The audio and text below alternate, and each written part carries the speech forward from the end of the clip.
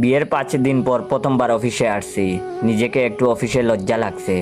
বস আজ তেমন কাজ দেয় নাই, তাই বসে আছি। হুট করে ফোন কল আসলো।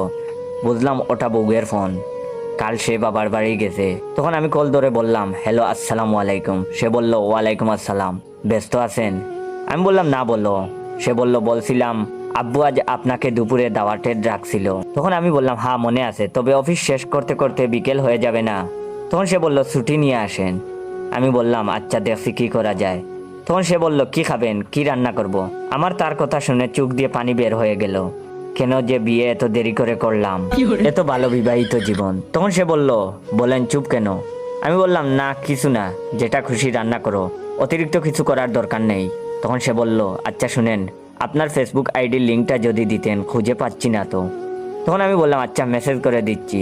তারপরে মনে মনে বললাম, আহা, কত ভালো বউ আমার।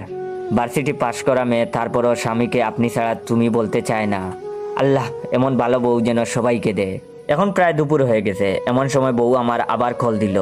আমি বসের থেকে ছুটি নিয়ে অফিস থেকে বের হয়েছি। তখন কল ধরলাম আর বললাম, হ্যালো, হ্যাঁ আমি বের হয়েছি। তখন বউ বলল, হ্যাঁ আজ আয় তুই, তোর অবস্থা করছি। তখন আমি বললাম, কি বলছো এসব, মাথা কি ঠিক আছে? তুই তুকারি করছো কেন আমাকে? তখন সে বলল, তুই আমাকে এভাবে ধোঁকা দিলি। আমি বললাম, ধোঁকা কিভাবে, কি বলছো? মনে মনে ভাবলাম, একটা প্রেমিকা ছিল, বছর খানেক আগে বিয়ে হয়ে গেছে। ওই হারামি মিথ্যা করে কিছু বলছে নাকি? ও জানবে কিভাবে?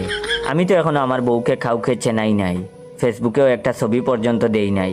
তখন আমি বউকে বললাম, কি হয়েছে? তখন সে বলল, ফেসবুক দেখ, আমার আইডিতে মেসেজ চেক দে, বলে ফোন কেটে দিল। আমি তাড়াতাড়ি ফেসবুকে গিয়ে তার আইডিতে গিয়ে দেখি আজ থেকে 3 বছর আগের কনভার্সন।